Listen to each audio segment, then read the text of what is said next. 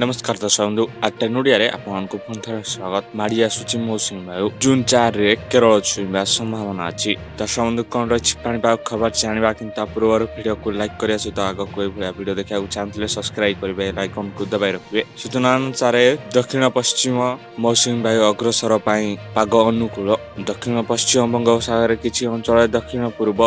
पश्चिम सागर आहरी अनेक अंश